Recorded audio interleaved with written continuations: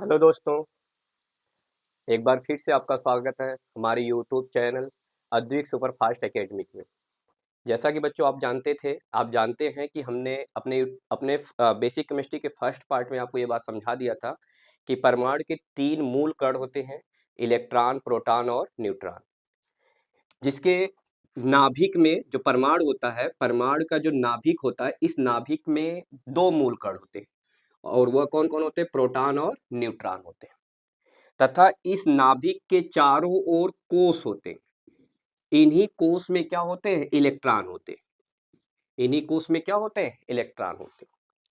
और साथ में मैंने ये भी बात बता दिया था कि ये जो नाभिक होता है, इस नाभिक में प्रोटॉन और न्यूट्रॉन होता है और ये प्रोटॉन आवेश के आधार पर हमारा क्या होता है? पॉजिटिव होता है।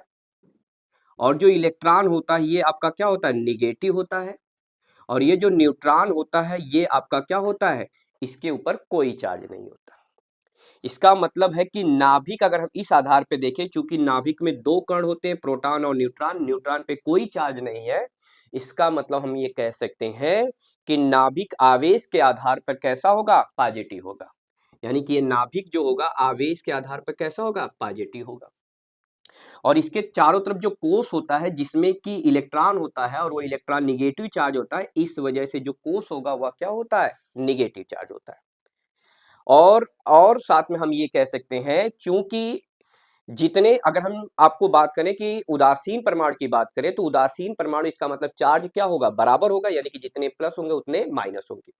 यानी कि उदासीन परमाणु की अगर हम बात करें तो उदासीन परमाणु में जो प्रोटॉन होगा वह इलेक्ट्रॉन की संख्या के क्या होगा? बराबर होगा। और इसी बात को हम बोलते हैं परमाणु क्रमांक। इसी बात को हम क्या बोलते हैं? परमाणु क्रमांक बोलते हैं। इसी बात को हम क्या बोलते हैं? परमाणु क्रमांक। यानी कि अगर आपसे कोई बोले कि परमाणु क्रमांक किसे कहेंगे, तो आप क्या कहेंगे कि किसी परमाणु में उपस्थित प्रोटॉन अथवा इलेक्ट्रॉन की संख्या को, उदासीन परमाणु में ध्यान रखिएगा, उदासीन परमाणु में उपस्थित प्रोटॉन अथवा इलेक्ट्रॉन की संख्या को हम क्या बोलते हैं? परमाणु क्रमांक बोलते हैं। साथ में अगर आपसे कोई पूछे कि परमाणु भार क्या किसे कहते हैं, तो परमाणु भार हमारा क्या होता है कि ये जो परमाणु नाभिक में आपका जो प्रोटॉन और न्यूट्रॉन होता है, इन्हीं को संयुक्त रूप से हम क्या बोलते हैं? परमाणु भार बोलते हैं। यानी कि परमाणु भार में आपका क्या हो जाएगा? प्रोटॉन प्लस न्यूट्रॉन हो जाएगा। इन्हीं को संयुक्त रूप से परमाणु भार बोलते हैं। और इसी परमाणु क्रमांक के आधार पर, यानी कि कितने इलेक्ट्रॉन है अथवा किसी भी परमाणु में कितने प्रोटॉन है, उसी को हम बोलते हैं परमाणु क्रमांक। और हम परमाणु क्रमांक के आधार पर हम तत्वों को एक श्रेणी में रखते हैं। जैसे आप जानते हैं कि आप पढ़े होंगे, सभी बच्चे पढ़े होंगे कि हाइड्रोजन का परमाणु क्रमांक 1 है। इसका मतलब आप ये बता रहे हैं कि हाइड्रोजन के पास कितने इलेक्ट्रॉन है? 1 इलेक्ट्रॉन है। अथवा कितने प्रोटॉन है? 1 प्रोटॉन है। हीलियम की बात करें तो हीलियम के पास कितने प्रोटॉन है? 2 प्रोटॉन है। कितने इलेक्ट्रॉन है? 2 इलेक्ट्रॉन है। ये तो हमारा था, यानी कि परमाणु क्रमांक किसे कहते हैं। लेकिन अब बात ये आ रही है कि अब हम ये देखेंगे कि हमें ये पॉइंट समझना है कि किसी भी परमाणु में इलेक्ट्रॉन रहते कैसे, या किसी भी परमाणु में के पास कितना चार्ज होता है, यानी कि कितना प्लस अथवा कितना क्या होता है? माइनस होता है। इस आधार पर अगर हम चले तो आप यहाँ पे ध्यान रखिएगा कि सबसे पहले हम क्या करते हैं कि एक बात आप पढ़े होंगे इलेक्ट्रॉनिक विन्यास के आधार पर। यानी कि हम इलेक्ट्रॉनिक विन्यास के आधार पर अगर हम तत्वों को, यानी कि उनके उपकोषों में इलेक्ट्रॉनों को डिवाइड करें, तो इलेक्ट्रॉनिक विन्यास के आधार पर आपको मिलेगा कि पहले वाले उपकोष में कितने इलेक्ट्रॉन होते हैं? 2। दूसरे वाले में कितने होते हैं? 8, फिर 8, फिर 18, फिर 18, फिर 32। यानी कि पहले वाले कोष में हमें 2 इलेक्ट्रॉन चाहिए, फिर दूसरे वाले में 8 चाहिए, फिर 8 चाहिए, फिर 18, फिर 18, फिर 32 और 32। अगर इससे कम या ज्यादा इलेक्ट्रॉन होते हैं तब वह तत्व क्या करता है? इलेक्ट्रॉनों का लेन देन करता है, जिसके फलस्वरूप अगर इलेक्ट्रॉन वो त्याग करता है तो उस परमाणु के ऊपर प्लस आता है, अगर वो इलेक्ट्रॉन को ग्रहण करता है तो उसके ऊपर क्या होता है? माइनस होता है। अब इसी आधार पर हम देखेंगे किस परमाणु पर कितने प्लस अथवा कितने क्या है? माइनस है। चलिए इस बात को थोड़ा सा आगे बढ़ाते हैं। अगर आप जानते हैं हमारे पास हाइड्रोजन है, और हाइड्रोजन के पास कितने इलेक्ट्रॉन है? हम समझे कि इन सबको इलेक्ट्रॉन रखा हुआ है कि हाइड्रोजन के पास कितने इलेक्ट्रॉन है? 1 इलेक्ट्रॉन है। यानी कि इसके बाहरी कोष में 1 इलेक्ट्रॉन होगा। इसके बाहरी कोष में कितने इलेक्ट्रॉन होगा? 1 इलेक्ट्रॉन होगा। इसका मतलब क्या होगा, अब इस आधार पे चलिए तो हम यहाँ पे रखें तो इसके पास यानी कि बाहरी कोश में कितने इलेक्ट्रॉन है, यानी कि ये परमाणु ये नाभिक है, इसके बाहरी कोश में एक इलेक्ट्रॉन है और पहले वाले कोश में कितने इलेक्ट्रॉन चाहिए, इसको 2 इलेक्ट्रॉन चाहिए। पहले वाले कोश में कितने इलेक्ट्रॉन चाहिए, 2 इलेक्ट्रॉन चाहिए, तब तो ये उदासीन होगा। यानी कि अब इस आधार पे अगर हम बात करें तो इसका मतलब पहले वाले कोश में 2 इलेक्ट्रॉन चाहिए और इसके पास 1 इलेक्ट्रॉन।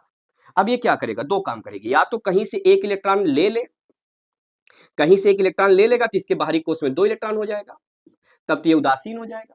और अगर ये इलेक्ट्रॉन नहीं मिल रहा है तब ये 1 इलेक्ट्रॉन को भी क्या करेगा, त्याग करेगा। यानी कि अगर ये इलेक्ट्रॉन को लेगा तो इसके पास 2 इलेक्ट्रॉन होंगे, अगर कोई इलेक्ट्रॉन देने वाला नहीं मिल रहा तो इलेक्ट्रॉन को त्याग करेगा। और आप जानते हैं अगर ये इलेक्ट्रॉन को लेगा तो इसके ऊपर लगेगा निगेटिव चार्ज, और अगर ये इलेक्ट्रॉन को देगा तो इसके ऊपर क्या लगता है, पॉजिटिव चार्ज। यानी कि अगर हाइड्रोजन 1 इलेक्ट्रॉन दे रहा है तो इसके ऊपर लगेगा प्लस, हाइड्रोजन लेगा तो इसके ऊपर क्या लग जाएगा, माइनस लग जाएगा। इसी आधार पे आते हैं हम अगर हीलियम के पास पहुंचते हैं, हीलियम जिसका परमाणु क्रमांक 2 है। अगर हम हीलियम की बात करें तो हीलियम के बाहरी कक्षा में 2 इलेक्ट्रॉन है और पहले वाले कोष में कितने इलेक्ट्रॉन चाहिए, 2 इलेक्ट्रॉन चाहिए। यानी कि पहले वाले कोष में 2 इलेक्ट्रॉन चाहिए और इसके पास 2 इलेक्ट्रॉन है, तो ऐसे में ना तो ये इलेक्ट्रॉन को देगा और ना तो इलेक्ट्रॉन को लेगा। ऐसे परमाणु को हम बोलते हैं उदासीन परमाणु, अर्थात इसके ऊपर ना तो कोई ले रहा है ना तो दे रहा है, इसके ऊपर होगा जीरो, इसके ऊपर कोई चार्ज नहीं होगा। और ऐसे परमाणु को हम बोलते हैं उदासीन परमाणु, या ऐसे इसी को हम बोलते हैं, यानी कि इसके ऊपर हम कह सकते हैं हीलियम के ऊपर क्या हो गया, जीरो चार्ज हो गया, यानी कि ना तो इलेक्ट्रॉन को देगा ना तो इलेक्ट्रॉन को लेगा। इसी आधार पर अगर हम चलते हैं लिथियम के पास, यानी कि पहले वाले कोष में हमें 2 इलेक्ट्रॉन चाहिए, पहले वाले में हमें कितने इलेक्ट्रॉन चाहिए, 2 इलेक्ट्रॉन चाहिए। फिर उसके बाद हमें कितने चाहिए, 8 इलेक्ट्रॉन चाहिए। दूसरे वाले कोष में हमें कितने चाहिए, 8 इलेक्ट्रॉन चाहिए। अब हीलियम के पास आते हैं लिथियम के पास, लिथियम का परमाणु क्रमांक है 3, तो पहले वाले में 2 और इसके पास बाहरी कक्षा में कितने इलेक्ट्रॉन हो रहे हैं, 1 इलेक्ट्रॉन हो रहा है। इसका मतलब पहले वाले में कितना हो जाएगा, 2, बाहरी कक्षा में कितने इलेक्ट्रॉन हो गए, 1 इलेक्ट्रॉन हो गए। अब बताइए हमें दूसरे इलेक्ट्रॉन दूसरे वाले कोष में कितने इलेक्ट्रॉन चाहिए था, टोटल 8 इलेक्ट्रॉन चाहिए था, और है इसके पास कितने, 1 इलेक्ट्रॉन। अब इसको कितने इलेक्ट्रॉन मिल जाए तो इसका अष्टक दूसरा वाला कोष कोष पूरा हो जाएगा, 7 इलेक्ट्रॉन चाहिए। अब थोड़ा सा इस पॉइंट को समझते हैं, यानी कि इसके बाहरी कक्षा में 1 इलेक्ट्रॉन है और एक 7 वाले यानी कि ऐसे तत्व से इलेक्ट्रॉन मांगेगा जिसके पास 7 इलेक्ट्रॉन है। ऐसे समझिए कि इसके पास ए है और ये हमारा कौन है, बी है, ये ए है ये हमारा क्या है, बी है। ए बी से 7 इलेक्ट्रॉन मांग रहा है ताकि इसका दूसरा कोष यानी कि अष्टक पूरा हो जाए। और अगर बी को ध्यान रखा जाए तो बी को कितने इलेक्ट्रॉन चाहिए अपना अष्टक पूरा करने के लिए, इसके पास कितने इलेक्ट्रॉन, 1 2 3 4 5 6 7, यानी कि अगर इसको 1 इलेक्ट्रॉन मिल जाए तो इसका अष्टक पूरा हो जाएगा, और अगर इसको 7 इलेक्ट्रॉन मिल जाए तो इसका अष्टक पूरा हो जाएगा। अब बात यहीं पे फंस जा रही है भाई, ए देगा कि बी देगा। अब इस बात को थोड़ा सा ऐसे समझते हैं, ऐसे समझिए कि हमारे पास 1 इलेक्ट्रॉन है या 1 रुपया है, और किसी के पास हमारा एक फ्रेंड है, मान लीजिए दोस्त है, उसके पास कितने रुपए हैं, 7 रुपए हैं, और कोई चीज मान लीजिए जैसे समोसा है वह 8 रुपए का मिल रहा है। अब हम 1 रुपए से 8 रुपए का समोसा ले सकते हैं, नहीं ले सकते। जो हमारा दोस्त है वह 7 रुपए से 8 रुपए का समोसा ले सकता है, नहीं ले सकता है। लेकिन अगर हम दोनों लोग मिल जाएं तो 8 रुपए का समोसा आराम से ले सकते हैं। भाई हमारे पास 1 रुपया, उसके पास 7 रुपया, 7 1 8 रुपया, आराम से ले सकते हैं। अब बात ये आएगी कि देगा कौन, देने वाली बात फंस जा रही है कि देगा कौन।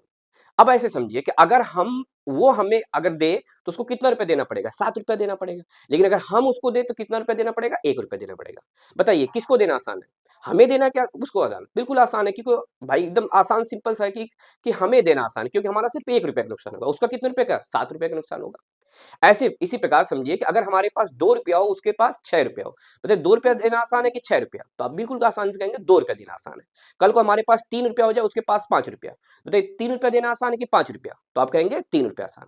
कल को हमारे पास 4 रुपया हो जाए उसके पास भी 4 रुपया, अब कौन दे सकता है, भाई दोनों लोग बराबर हो गए तो दोनों लोग दे सकते हैं, चाहे ये हम देंगे चाहे वो, अगर हम देंगे तो हमारे पास प्लस, वो देगा तो उसके ऊपर प्लस होगा। कल को हमारे पास 5 रुपया हो जाए उसके पास 3 रुपया, बताइए अब किसको देना आसान है, 5 रुपया देना आसान है कि 3 रुपया, बिल्कुल 3 रुपया आसान है। यानी कि कम वाला देगा और ज्यादा वाला क्या करेगा, लेगा। इसको कुछ इस तरह समझते हैं कि हम ये कह सकते हैं कि अगर हम एक अष्टक रूल होता है, यानी कि हम कहें कि अगर अष्टक रूल क्या कहता है कि अगर बाहरी कक्षा में 8 इलेक्ट्रॉन होगा तो उदासीन होगा, 8 का आधा करिए, 8 का आधा कितना हो गया, 4। अगर 4 से कम यानी कि बाहरी कक्षा में 1 2 3 इलेक्ट्रॉन होगा, अगर बाहरी कक्षा में 1 2 3 इलेक्ट्रॉन होगा तो ये इलेक्ट्रॉन को क्या करेगा, त्याग करेगा। और त्याग करता, और आप जानते हैं कोई भी परमाणु अगर इलेक्ट्रॉन को त्याग करता है तो उसके ऊपर प्लस लगता है, यानी कि उसके ऊपर तब क्या लग जाएगा, प्लस चार्ज लगेगा। और जिसके ऊपर अगर किसी परमाणु के ऊपर प्लस यानी कि धन आवेश होता है तो उसे हम बोलते हैं धातु, उसे हम क्या बोलते हैं, धातु। और अगर किसी किसी भी परमाणु के बाहरी कक्षा में 4 से अधिक यानी कि अगर 5, 6 या 7 इलेक्ट्रॉन होगा तो ये इलेक्ट्रॉन को क्या करेगा, ग्रहण करेगा। और आप जानते हैं कि कोई भी परमाणु अगर इलेक्ट्रॉन को लेता है तो उसके ऊपर निगेटिव चार्ज लगता है, उसके ऊपर क्या लगता है, निगेटिव चार्ज। और किसी भी परमाणु के ऊपर अगर निगेटिव चार्ज होता है तो उसे हम बोलते हैं अधातु, उसे हम क्या बोलेंगे, अधातु। इन सब की आगे जरूरत पड़ेगी, क्यों धातु, क्यों अधातु, सब आगे हम बताएंगे, क्यों हम धातु बोल रहे हैं, क्यों प्लस बोल रहे हैं, क्यों अधातु बोल रहे हैं, सारी पॉइंट हम समझाएंगे। यानी कि अगर किसी बाहरी कक्षा में, किसी परमाणु की बाहरी कक्षा में अगर 1 या 2 या 3 इलेक्ट्रॉन होगा तो ये इलेक्ट्रॉन देगा, यानी कि अगर बाहरी कक्षा में 1 इलेक्ट्रॉन होगा तो 1 दे देगा, 2 होगा तो 2 दे देगा, 3 होगा तो 3 दे देगा। लेकिन अगर 4 होगा तो दे भी सकता और ले भी सकता, और 5 होगा तो ये 3 इलेक्ट्रॉन लेगा, और ये अगर 6 होगा तो 2 इलेक्ट्रॉन लेगा अष्टक पूरा करने के लिए, और 7 होगा तो 1 इलेक्ट्रॉन लेगा। इसी प्रोसेस में आते हैं बाकी सभी परमाणु को हम क्या करते हैं, डिवाइड करते हैं। जैसे अगर हम लिथियम के बाहरी कक्षा में कितने इलेक्ट्रॉन होगा, 1 इलेक्ट्रॉन, और अगर लिथियम के बाहरी कक्षा में 1 इलेक्ट्रॉन होगा तो ये इलेक्ट्रॉन को देगा, कितने इलेक्ट्रॉन देगा, 1 इलेक्ट्रॉन देगा। तो लिथियम के ऊपर कितने प्लस लग जाएंगे, 1 प्लस लग जाएगा। इसी प्रकार बेरिलियम का, बेरिलियम डिवाइड करें 4, तो पहले वाले में 2, दूसरे वाले कितना हो जाएगा, 2, यानी कि बाहरी कक्षा में 2 इलेक्ट्रॉन हो गया, तो 2 इलेक्ट्रॉन होने की वजह से इसके ऊपर कितने प्लस लग जाएंगे, 2 प्लस लग जाएंगे। इसी प्रकार बोरान को डिवाइड करेंगे तो 2 और 3, यानी कि बाहरी कक्षा में कितने इलेक्ट्रॉन हो गया, 3, तो बोरान के ऊपर कितने प्लस लग जाएंगे, 3 प्लस लग जाएंगे।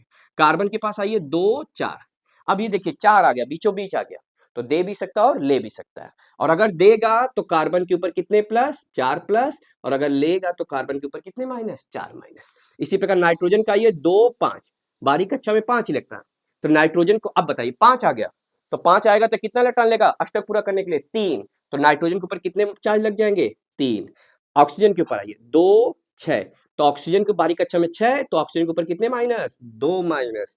फ्लोरीन को आइए 2, बाहरी कक्षा में 7, भाई 9 को डिवाइड करिए, पहले में 2 फिर 7, तो बाहरी कक्षा में अगर 7 इलेक्ट्रॉन होगा तो कितने इलेक्ट्रॉन लेगा, 1, तो फ्लोरीन के ऊपर कितने माइनस, 1 माइनस। नियान को आइए 2, 8, 2, 8, यानी कि दूसरा कोष पूरा हो गया, 2, 8 हो गया, यानी कि दूसरा भी कोष पूरा हो गया, ना तो इलेक्ट्रॉन को लेगा ना तो इलेक्ट्रॉन को देगा, अर्थात नियान के ऊपर क्या हो जाएगा, 0 चार्ज होगा। इस वजह से इसको हम क्या बोलते हैं, अक्रिय गैस, क्या बोलेंगे, अक्रिय गैस बोलेंगे। इसी प्रकार सोडियम को डिवाइड करिए, तो पहले में 2 फिर 8, भाई परमाणु क्रमांक 11 है, तो पहले में 2, 8 फिर 1, फिर बाहरी कक्षा में 1 इलेक्ट्रॉन हो गया। अगर बाहरी कक्षा में 1 इलेक्ट्रॉन होगा तो सोडियम के ऊपर कितने प्लस, 1 प्लस। इसी प्रकार मैग्नीशियम को आइए 2, 8 2 10, 10 2 12, मैग्नीशियम के ऊपर कितने प्लस, 2 प्लस। एल्युमिनियम को आइए 2, 8 2 10, 10 3 13, एल्युमिनियम के ऊपर कितने प्लस, 3 प्लस। सिलिकॉन को आइए 2 फिर 8 फिर 14, 14 है तो 2 8 2 10, 10 4 14, तो सिलिकॉन के ऊपर अब बताइए 4 हो गया, बीचों बीच हो गया, तो सिलिकॉन के ऊपर प्लस भी होगा और माइनस, तो सिलिकॉन अगर इलेक्ट्रॉन देगा तो 4 प्लस, सिलिकॉन इलेक्ट्रॉन लेगा तो कितने माइनस, 4 माइनस। इसी प्रकार फास्फोरस को डिवाइड करिए 2 8 2 10, 10 5 15, 5 हो गया, तो फास्फोरस कितने इलेक्ट्रॉन लेगा, 3, तो फास्फोरस के ऊपर कितने माइनस, 3 माइनस। सल्फर को डिवाइड करिए 2 8 2 10, 10 6 16, सल्फर के ऊपर कितने माइनस, 2 माइनस। क्लोरीन को आइए 2 8 2 10, 10 7 17, बाहरी कक्षा में 7 इलेक्ट्रॉन, तो क्लोरीन के ऊपर कितने माइनस, 1 माइनस। आर्गन को आइए 2 8 2 10, 10 8 18, देखिए तीसरा वाला भी कोष पूरा हो गया, अगर तीसरा कोष पूरा हो गया तो ना इलेक्ट्रॉन को देगा ना तो लेगा। इसी वजह से आप पढ़े थे हीलियर का रिएक्शन, हीलियम, नियान, आर्गन, क्रिप्टॉन, ज़ेनान और रेडान अक्रिय गैस होते हैं, क्योंकि इनका बाहरी वाला कोष क्या होता है, भरा होता है ना। इसी वजह से आर्गन भी आपका क्या होगा, अक्रिय गैस होगा। पोटेशियम को डिवाइड कर 2 8 2 10, 10 8 18, 18 1 19, बाहरी कक्षा में 1 इलेक्ट्रॉन, तो इसके ऊपर कितने प्लस, पोटेशियम के ऊपर 1 प्लस। कैल्शियम को डिवाइड करिए 2 8 2 10, 10 8 18, 18 2 20, तो कैल्शियम के ऊपर कितने प्लस, 2 प्लस। यानी कि इस रूल से बच्चों हम ये जान लिए कि किसी भी परमाणु के ऊपर कितने प्लस अथवा कितने माइनस है, क्योंकि आप जानते हैं अगर हमें आवेश के बारे में जानकारी हो जाएगा या प्लस या माइनस के बारे में जानकारी होगा तो यौगिक बनाना बिल्कुल आसान है। यौगिक बनाना क्या है, बिल्कुल आसान। अब कैसे आसान है, कैसे इस बात को समझ सकते हैं, चलिए इस बात को भी थोड़ा समझाएं। आप जानते हैं कि थोड़ा सा यौगिक में क्या होता है कि आयन भाग लेते हैं, यौगिक बनाने में क्या भाग लेते हैं, आयन भाग लेते हैं। कैसे भाग लेते हैं, जैसे आप लोग पढ़ के आए होंगे कि पानी का फार्मूला H2O होता है, सभी लोग रट के आएंगे पानी का फार्मूला H2O, हम इस बात को समझें कि क्यों H2O होता है, काहे नहीं H3 हो गया, काहे नहीं H4 हो गया, है ना, या H2O हो गया, तो H2O क्यों होता है? चलिए इस बात को थोड़ा समझते हैं। जैसे देखिए पानी में आप दो चीज को मिलाते हैं, हाइड्रोजन के साथ किसको मिलाते हैं? ऑक्सीजन को मिलाते हैं। चलिए इस बात को समझते हैं। यानी कि आप हाइड्रोजन के साथ किसको मिला रहे हैं? ऑक्सीजन को मिला रहे हैं। हाइड्रोजन के साथ किसको मिला रहे हैं? ऑक्सीजन को मिला रहे हैं। चलिए ये वाला पॉइंट मिटा रहे हैं, थोड़ा सा आगे बढ़ाया जाए थोड़ा सा। अब समझते हैं थोड़ा सा। अब देखिए आप हाइड्रोजन के साथ ऑक्सीजन को मिलाते हैं। अब थोड़ा हाइड्रोजन को पकड़िए, हाइड्रोजन के ऊपर देखिए प्लस है और फिर माइनस भी। आप कहेंगे सर प्लस लेंगे कि माइनस लेंगे? ध्यान रखिए, अगर सामने जुड़ने वाला अगर माइनस होता है तो हम क्या लेंगे? प्लस। अगर सामने जुड़ने वाला प्लस होगा तो हम इसको क्या लेंगे? माइनस। क्योंकि ऑक्सीजन को देखिए, ऑक्सीजन के ऊपर माइनस है, तो ऐसे में हाइड्रोजन क्या बनेगा? प्लस बनेगा। अरे भाई आप जानते हैं प्लस माइनस दो विपरीत आवेश एक दूसरे को आकर्षित करते हैं, दो समान आवेश एक दूसरे को प्रतिकर्षित करते हैं, सब लोग आप पढ़े हैं। तो प्लस और माइनस एक दूसरे को आकर्षित करते हैं, जिसके फलस्वरूप यौगिक बनता है। यानी कि इसमें हाइड्रोजन इलेक्ट्रॉन को देगा तो हाइड्रोजन के ऊपर क्या लग जाएगा? प्लस, और ऑक्सीजन के ऊपर क्या लग जाएगा? माइनस। अब ये दोनों जब आपस में आयन मिलते हैं, तो जब ये दोनों यौगिक मिलते हैं तो आयनों का अदला बदली करते हैं।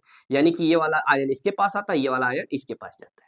यानी कि हम ये वाला दो आयन इसको यहाँ पे लिखेंगे, ये वाला यहाँ पे। ये कितने आयन है? दो, तो यहाँ पे लिखेंगे, इसके नीचे लिखेंगे तो यहाँ पे H2, और ये वाला यहाँ पे लिखते हैं तो क्या हो जाएगा? O1। लेकिन केमिस्ट्री में वन हाइड होता है, वो छिपा होता है। अब लिखिए चाहे ना लिखिए, बात एक ही होगा। अब समझ में आया कि पानी का फार्मूला H2O क्यों होता है? इस वजह से होता है। यानी कि पानी का फार्मूला H2O ही होता है, हम कभी नहीं कह सकते H3 होता है। क्यों? क्योंकि इसके ऊपर हाइड्रोजन के ऊपर एक प्लस, ऑक्सीजन के ऊपर दो माइनस होता है। जैसे अगर थोड़ा सा और आगे बढ़ाते हैं, अगर हमने कहा कि सोडियम क्लोराइड नमक का फार्मूला क्या होगा, तो सब लोग रट के आए NaCl होता है। चलिए इस बात को समझते हैं कि पानी नमक का फार्मूला NaCl क्यों होता है। चलिए समझते हैं। अब भाई नमक में दो चीज को मिलाते हैं, सोडियम के साथ किसको मिलाते हैं? क्लोरीन को मिलाते हैं। सोडियम के साथ किसको मिलाते हैं? क्लोरीन को मिलाते हैं। चलिए सोडियम को पकड़िए, सोडियम का अगर ऊपर देखेंगे तो सोडियम के ऊपर यहाँ पे देखिए एक प्लस है, तो सोडियम को आयन के रूप में लिखिए, सोडियम के ऊपर प्लस। और क्लोरीन को पकड़िए तो यहाँ पे देखिए क्लोरीन के ऊपर एक माइनस। अब जब ये यौगिक बनाता है तो यह आयन का अदला बदला करेगा, तो यहाँ पे वन, यहाँ पे वन, तो क्या हो जाएगा? Na1Cl1। और आप जानते हैं कि केमिस्ट्री में वन हाइड होता है, इस वजह से आप वन बोलिए कि ना बोलिए।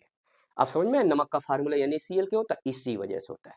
अगर हमने कहा बताइए मैग्नीशियम क्लोराइड का फार्मूला क्या होगा, ये तो हो गया हमारा सोडियम क्लोराइड, केमिस्ट्री में इसको सोडियम क्लोराइड बोलते हैं। अगर हमने कहा मैग्नीशियम क्लोराइड का फार्मूला क्या होगा, तो यानी कि आप मैग्नीशियम के साथ किसको मिलाएंगे? क्लोरीन को।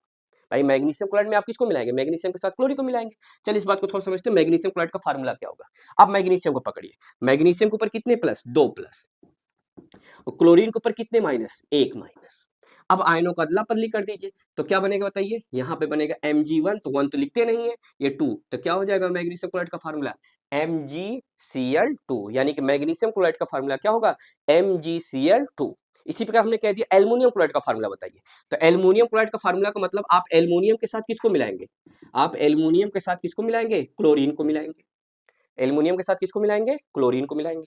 चलिए आप एल्युमिनियम को लीजिए, एल्युमिनियम के ऊपर कितने प्लस? अगर आप यहाँ ध्यान दीजिए तो एल्युमिनियम के प्लस कितने प्लस? तीन प्लस, और क्लोरीन के ऊपर कितने माइनस? एक माइनस। तो बना दीजिए फार्मूला इसका। बताइए एल्युमिनियम क्लोराइड का फार्मूला क्या होगा? ये तीन यहाँ पे, एक यहाँ पे, तो Al1 तो लिखेंगे नहीं, ये तीन यहाँ पे जाएगा तो क्या हो जाएगा? AlCl3 हो जाएगा।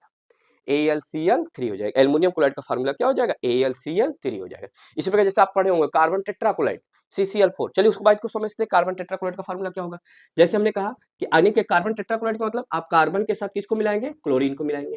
कार्बन के ऊपर कितने प्लस? चार प्लस, क्लोरीन के ऊपर एक माइनस। भाई कार्बन के ऊपर आप कहेंगे सर माइनस भी है, अरे भाई हमने बताया ना अगर सामने जुड़ने वाला माइनस है तो ये वाला क्या बनेगा? प्लस बनेगा।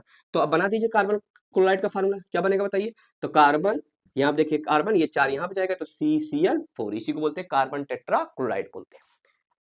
अब दो पॉइंट आपको समझिए, यहाँ पे दो चीज आप देखेंगे कि हम रिएक्शन में कहीं कहीं पे देखिए यहाँ पे टू लिख रहे हैं, यहाँ पे टू लिख रहे हैं, लेकिन यहाँ पे सोडियम के साथ देखिए हमने टू नहीं लिखा है, यहाँ पे क्लोरीन के साथ दो रखे हैं। अब चीज समझिए, आप एक पॉइंट पढ़े होंगे क्लास 9th में, एक पॉइंट समझे होंगे कि हमारा जो परमाणु होता है वो कई तरीके से होता है। एक होता है वन परमाणुक, द्विपरमाणुक, त्रिपरमाणुक, बहुपरमाणुक, इस तरह के पढ़े होंगे।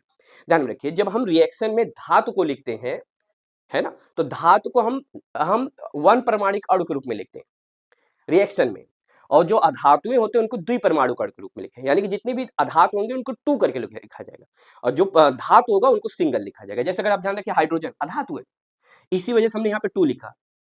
ऑक्सीजन अधातु, इसलिए हमने किसका टू लिखा। सोडियम धातु है, इसलिए हमने वन लिखा। क्लोरीन धातु है, अधातु है, इस वजह से क्या लिखा? टू करके। मैग्नीशियम धातु है, इस वजह से हमने वन लिखा। क्लोरीन Cl2, इस वजह से। यानी कि रिएक्शन में हम अधातुओं को टू के रूप में लिखेंगे, यानी द्विपरमाणु कण के रूप में लिखेंगे, जबकि धातुओं को वन परमाणु कण के रूप में लिखेंगे। इतना पॉइंट क्लियर है। अब एक बात और आपके दिमाग में, सर इसको याद कैसे करेंगे? ध्यान रखिए, इसको याद नहीं करना, बिल्कुल नहीं याद करना। ध्यान रखिए, आपको सिर्फ परमाणु क्रमांक याद होना चाहिए। अगर आपको परमाणु क्रमांक याद होगा तो आप पूरे आयन को याद कर सकते हैं। कैसे, थोड़ा समझिए। जैसे हम कह दें कि अगर हमने कहा कि बताइए सोडियम के ऊपर कितने आयन होंगे, या सोडियम के ऊपर कितने प्लस माइनस होंगे। आप सोडियम का परमाणु क्रमांक याद करिए। सोडियम का परमाणु क्रमांक है 11। 11 को थोड़ा डिवाइड करिए, तो 11 को डिवाइड करेंगे तो पहले में 11 को डिवाइड करेंगे तो पहले में 2, 8, 1।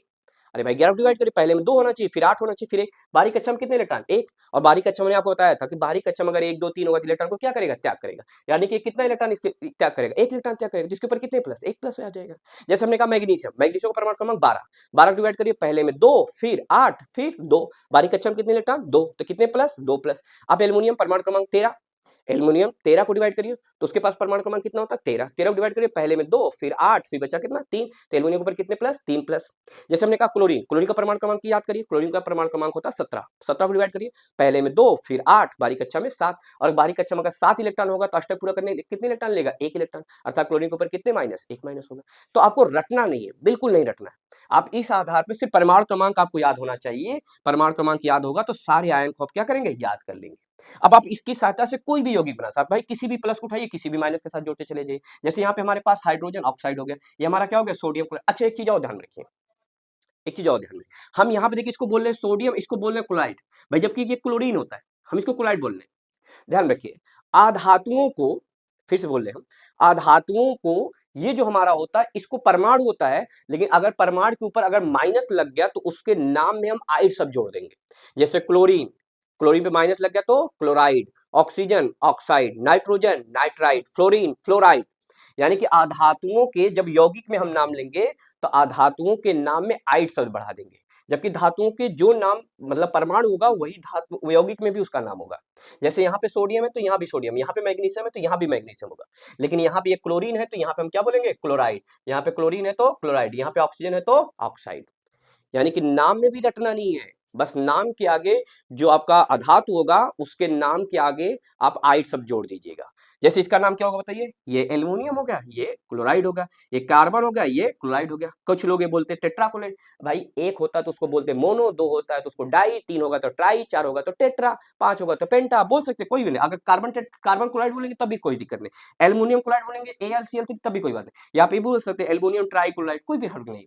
अब कुछ बच्चे कोई समझे कि बस एल्युमिनियम क्लोराइड बोल, भाई एल्युमिनियम क्लोराइड बोलने का ऑलरेडी उसमें आयन आ जाएगा। आप मैग्नीशियम क्लोराइड बोल दीजिए या मैग्नीशियम डाइक्लोराइड बोलिए, बात एक ही होगा। जैसे थोड़ा और यौगिक बनाते हैं और फार्मूला बनाते हैं। जैसे हमने कहा कि अगर हमने बोल दिया बताइए सोडियम ऑक्साइड का फार्मूला क्या होगा? सोडियम ऑक्साइड का, तो चलिए आप सोडियम ऑक्साइड के साथ सोडियम के साथ किसको मिलाएंगे? ऑक्सीजन के साथ मिलाएंगे। अब सोडियम को पकड़िए, सोडियम के ऊपर कितने प्लस हो गए? 1 प्लस हो गए। ऑक्सीजन के ऊपर कितने माइनस? 2 माइनस। ऑक्सीजन के ऊपर कितने माइनस? 2 माइनस। अब बताइए फार्मूला क्या बनेगा? बताइए सोडियम ऑक्साइड का फार्मूला। तो ये 2 यहाँ पे आ जाएगा, 1 यहाँ पे आ जाएगा। तो 1 तो लिखते नहीं, तो सोडियम ऑक्साइड का फार्मूला क्या होगा? Na2O। सोडियम ऑक्साइड का फार्मूला क्या होगा? Na2O। चलिए हम अब बनाना चाहते हैं कि मान लीजिए मैग्नीशियम ऑक्साइड का फार्मूला क्या होगा। चलिए थोड़ा मैग्नीशियम ऑक्साइड का फार्मूला बोलिए। तो बताइए मैग्नीशियम हो गया, ये ऑक्सीजन हो गया, यानी कि मैग्नीशियम के साथ ऑक्सीजन को मिलाएंगे। मैग्नीशियम के ऊपर कितने प्लस हो जाएंगे? 2 प्लस। ऑक्सीजन के ऊपर कितने माइनस? 2 माइनस। तो फार्मूला क्या बनेगा बताइए? यहाँ पे ये 2 इसके पास, ये 2 इसके पास, तो मैग्नीशियम यहाँ पे Mg2 और ये 2 इसके पास तो O2। देखिए अगर यहाँ पे ये कट रहा होता तो काट देते हैं, तो यहाँ देखिए 2 से 2 कट रहा है तो काट दीजिए, तो फार्मूला क्या बनेगा? MgO। यानी कि मैग्नीशियम ऑक्साइड का फार्मूला क्या होगा? MgO। मैग्नीशियम ऑक्साइड का फार्मूला क्या होगा? MgO। जैसे हमने कहा एल्युमिनियम ऑक्साइड का फार्मूला क्या होगा? चलिए एल्युमिनियम ऑक्साइड का फार्मूला उठाइए। तो बताइए आप एल्युमिनियम के साथ किसको मिलाएंगे? ऑक्सीजन को। तो एल्युमिनियम के ऊपर कितने प्लस? 3 प्लस। ऑक्सीजन के ऊपर कितने माइनस? 2 माइनस। यहाँ से देख लीजिएगा। तो एल्युमिनियम, अब फार्मूला बनाइए, बताइए क्या बनेगा? ये 2 इसके पास, ये 3 इसके पास, तो क्या बन जाएगा बताइए? Al2। और यहाँ पे क्या बन जाएगा? O3। यानी कि एल्युमिनियम ऑक्साइड का फार्मूला क्या होगा? Al2O3। Al2O3 होगा। हमने जैसे कहा कि मान लीजिए हमने और आगे थोड़ा बढ़ाया, जैसे आप लोग पढ़ते हैं कार्बन डाइऑक्साइड का फार्मूला CO2 होता है। चलो उस बात को भी थोड़ा समझते हैं। यानी कि आप कार्बन के साथ किसको मिला रहे हैं? कार्बन के साथ आप मिला रहे हैं ऑक्सीजन को। तो कार्बन के ऊपर कितने प्लस? 4 प्लस। ऑक्सीजन के ऊपर कितने माइनस? 2। तो फार्मूला क्या बनेगा बताइए? ये 2 इसके पास, ये 4 इसके पास, तो C2O4 होगा। 2 से 2 काट दीजिए, तो कार्बन डाइऑक्साइड का फार्मूला क्या होगा? CO2 होता है, इसी वजह से होता है। जबकि मेन फार्मूला C2O4 है, लेकिन 2 2 से कट रहा है तो काट दीजिए, तो फार्मूला क्या हो जाएगा? CO2 हो जाएगा। अच्छा एक चीज ध्यान रखिए, इन सभी को हम बोलते हैं धातु ऑक्साइड। इन सभी को हम क्या बोलते हैं? धातु ऑक्साइड। कैसे? ध्यान रखिए, ये आगे आपका क्या है? धातु है, सोडियम धातु है, पीछे क्या है? ऑक्साइड। ये आपका आगे आगे क्या है, धातु है, पीछे क्या है, ऑक्साइड। यानी कि हम इन सबको संयुक्त रूप से बोल सकते हैं धातु ऑक्साइड। संयुक्त रूप से हम इसको क्या बोल सकते हैं, धातु, और पीछे हमारा क्या है, ऑक्साइड। इन सभी को हम संयुक्त क्या बोल सकते हैं, धातु ऑक्साइड। धातु ऑक्साइड भी कौन सा धातु ऑक्साइड है, सोडियम ऑक्साइड। ये कौन सा है, मैग्नीशियम ऑक्साइड। ये सबको क्या बोल सकते हैं, एल्युमिनियम ऑक्साइड। इन सबको क्या बोल सकते हैं, कार्बन डाइऑक्साइड या कार्बन डाइऑक्साइड।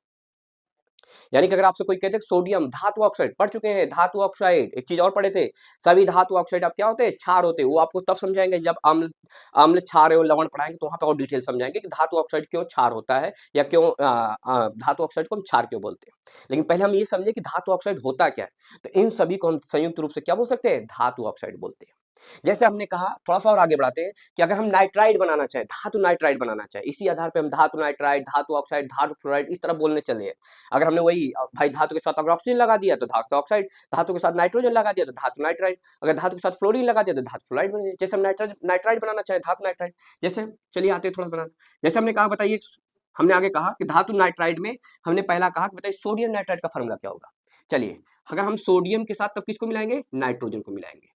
बताइए सोडियम को, आइए, सोडियम के ऊपर कितने प्लस, एक प्लस, नाइट्रोजन के ऊपर कितने माइनस, तीन माइनस। यहां देख लीजिए आप लोग, नाइट्रोजन के ऊपर कितने माइनस, तीन माइनस। अब फार्मूला बनाइए तो क्या बनेगा, बताइए सोडियम नाइट्राइड का फार्मूला क्या बनेगा, ये तीन यहां पर, एक यहां पर, तो फार्मूला क्या बनेगा, Na3N हो जाएगा। यानी कि सोडियम नाइट्राइड का फार्मूला क्या होगा, Na3N हो जाएगा। हमने कहा मैग्नीशियम नाइट्राइड का फार्मूला, चलिए चेक कर लीजिए मैग्नीशियम नाइट्राइड। अब सभी लोग बना ले पा रहे होंगे, उम्मीद है सब लोग बना पा रहे होंगे। अरे भाई यहाँ से प्लस माइनस उठाइए, वहां पर जोड़ते चले जाइए। मैग्नीशियम के ऊपर कितने प्लस, मैग्नीशियम के ऊपर दो प्लस, नाइट्रोजन के ऊपर कितने माइनस, तीन माइनस, तो फार्मूला क्या बनेगा बताइए, फार्मूला हमारा बनेगा Mg3N2। क्या बनेगा, Mg3N2 बनेगा। यानी कि मैग्नीशियम नाइट्राइड का फार्मूला Mg3N2 होगा। इसी प्रकार और आगे चलते हैं। अगर हमने कहा कैल्शियम नाइट्राइड का फार्मूला, कैल्शियम को पकड़िए, कैल्शियम के ऊपर कितने प्लस, यहाँ पे देखिए कैल्शियम के ऊपर तीन प्लस, और कैल्शियम के ऊपर दो प्लस, नाइट्रोजन के ऊपर तीन माइनस, तो फार्मूला क्या बनेगा बताइए, ये तीन इसके पास, ये तीन इसके पास, तो कैल्शियम नाइट्राइड का फार्मूला यहाँ पे हो जाएगा Ca3N2 हो जाएगा। कैल्शियम नाइट्राइड का फार्मूला क्या हो जाएगा, Ca3N2 हो जाएगा। एल्युमिनियम नाइट्राइड, चलिए एल्युमिनियम नाइट्राइड को पकड़ते हैं। एल्युमिनियम के ऊपर कितने प्लस, तीन प्लस, नाइट्रोजन के ऊपर तीन माइनस, तो आयनों का अदला बदली क्या हो जाएगा बताइए, NaL3N3, तीन तीन से कट जाएगा, एल्युमिनियम नाइट्राइड का फार्मूला Al(N) हो जाएगा। एल्युमिनियम नाइट्राइड का फार्मूला क्या हो जाएगा, Al(N) हो जाएगा। इस आधार पर इन सभी को हम संयुक्त रूप से बोलते हैं धातु नाइट्राइड, क्योंकि पीछे नाइट्राइड है, पीछे आगे सभी क्या है, धातु है। इसी वजह से इन सभी को हम क्या बोलते हैं, धातु नाइट्राइड। धातु नाइट्राइड में ये sodium nitride, magnesium nitride, calcium nitride, aluminium nitride इस तरह बनते चले जाएंगे। इसी प्रकार जैसे हमने कहा कि अगर हम क्लोराइड बनाना चाह रहे हैं, हम क्या बनाना चाह रहे हैं, क्लोराइड बनाना चाह रहे हैं, या हम फ्लोराइड बनाना चाह रहे हैं, या फास्फाइड बनाना चाहें, तो सब बना सकते हैं। जैसे हमने कहा कि चलिए हम थोड़ा क्लोराइड बनाना चाहें, सभी क्लोराइड बना दें, कि धातु क्लोराइड का फार्मूला क्या होगा। जैसे हमने कहा सोडियम क्लोराइड का फार्मूला, तो इसका मतलब आप सोडियम के साथ किसको मिलाएंगे, क्लोरीन को। चलिए सोडियम के ऊपर कितने प्लस, एक प्लस, क्लोरीन के ऊपर एक माइनस, तो फार्मूला क्या बनेगा, आयनों का अदला बदली, तो क्या हो जाएगा, NaCl। हमने कहा दूसरा कैल्शियम क्लोराइड का फार्मूला, तो कैल्शियम के साथ किसको मिलाएंगे, क्लोरीन को। तो कैल्शियम के ऊपर कितने प्लस, दो प्लस, क्लोरीन के ऊपर एक माइनस, तो फार्मूला क्या बनेगा, CaCl2 बनेगा। हमने कहा आप लगा लीजिए अगला, हमने कहा मैग्नीशियम क्लोराइड का फार्मूला, तो मैग्नीशियम के साथ आप किसको मिलाएंगे, क्लोरीन को मिलाएंगे। तो मैग्नीशियम के ऊपर कितने प्लस, मैग्नीशियम के ऊपर दो प्लस, क्लोरीन के ऊपर एक माइनस, तो फार्मूला क्या बनेगा, MgCl2। MgCl2। हमने कहा कि अगर हमने कहा एल्युमिनियम क्लोराइड का फार्मूला, तो एल्युमिनियम के साथ आप किसको मिलाएंगे, क्लोरीन को मिलाएंगे। तो बताइए एल्युमिनियम के ऊपर कितने प्लस, तीन प्लस, क्लोरीन के ऊपर एक माइनस। इस तरह से आपका क्या बनेगा, एल्युमिनियम के साथ क्लोरीन को मिलाएंगे तो AlCl3 बन जाएगा, एल्युमिनियम क्लोराइड। इस तरह से आप क्या करेंगे, हजारों फार्मूले बना लेंगे भाई, कोई भी प्लस उठाइए और माइनस का जोड़ते चले जाइए। इस तरह से आपका यौगिक बनना शुरू हो जाएगा। इस तरह से आपका यौगिक बनना शुरू हो जाएगा। इन सबको संयुक्त रूप से हम क्या बोलेंगे, धातु क्लोराइड बोलेंगे। उम्मीद है कि सबको बहुत ही आसानी से बात समझ में आ रही होगी। इस तरह से आप यौगिक बनाना क्या करेंगे, सीख लेंगे। बहुत आसान तरीके से, आप थोड़ा सोच के बनाइए। आप लोग थोड़ा बना के दिखाइए, हमें फ्लोराइड बना के दिखाइए, या हमें आप फास्फाइड बना के दिखाइए, तीन धातु फास्फाइड बना के दिखाइए, तीन धातु फास्फाइड। चलिए 1 मिनट का हम टाइम देते हैं, तीन धातु फास्फाइड बनाइए आप लोग।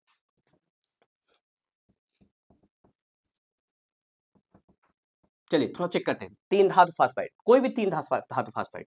चलिए जैसे हमने सोडियम के साथ फास्फाइड को मिलाया, यानी कि सोडियम के साथ आप किसको मिलाएंगे, फास्फोरस को। तो सोडियम के ऊपर कितने प्लस, एक प्लस, फास्फोरस के ऊपर कितने माइनस, तीन माइनस, है ना। तो यहां से अगर हम देखें तो क्या बनेगा बताइए, Na3 और ये क्या हो जाएगा फी, सोडियम फास्फाइड। अगला हमने कहा दूसरा ले लिया जाए मैग्नीशियम फास्फाइड, तो मैग्नीशियम के साथ आप किसको मिलाएंगे, फास्फोरस को मिलाएंगे। तो मैग्नीशियम के ऊपर कितने प्लस, 2 प्लस, फास्फोरस के ऊपर कितने माइनस, 3। तो फार्मूला क्या बनेगा बताइए, Mg3P2। इसको हम क्या बोलेंगे, मैग्नीशियम फास्फाइड। अगला अगर हमने ले लिया, हमने कहा मान लिया हमने कैल्शियम, भाई आप कहेंगे सर कैल्शियम ले लिए, हम आप कोई कहेगा सर हमें एल्युमिनियम ले लिया, भाई कोई भी ले सकते हैं, आप फ्री है, कोई 3 धातु फास्फोरेट। हमने मान लिया कैल्शियम ले लिया, कैल्शियम के ऊपर कितने प्लस, 3 प्लस। तो अब यहाँ से कैल्शियम के ऊपर 2 प्लस, हमने कैल्शियम के साथ किसको लिया, कैल्शियम के साथ हमने फास्फोरस को लिया। ध्यान रखिएगा, देखिए यौगिक लिखते समय यानी कि आप क्या लिखेंगे, जब आप उसका फार्मूला बनाएंगे तो यहाँ परमाणु लिखेंगे, उसके बाद वो यहाँ पे ये जो बनता है इसको यौगिक बोलते हैं। तो कैल्शियम के ऊपर कितने प्लस, 2, फास्फोरस के ऊपर कितने माइनस, 3। तो फार्मूला क्या बनेगा, Ca3P2। इसको हम बोलते हैं कैल्शियम फास्फाइड। उम्मीद होगा कि सबको ये बात बहुत ही आसानी समझ में आई होगी। अगर आपको अच्छी बात लगी होगी, आपको पूरी बात समझ में आ रही है, तो एक बार इसको लाइक और सब्सक्राइब करिए, ताकि हम थोड़ा-सा और भी वीडियो आपको धीरे-धीरे क्या करते हैं, अपलोड करते चले जाएँ। इसी तरह से रोज़ 1-2 वीडियो अपलोड होता रहेगा और आपके धीरे-धीरे क्लासेस इसी तरह आगे बढ़ते चले जाएँगे, है ना? चलिए ठीक है, आप इस बात को ज़रूर ध्यान से देखिएगा, इस बात को ठीक से समझिएगा और इसको लाइक और सब्सक्राइब कर दीजिए। चलिए थैंक यू।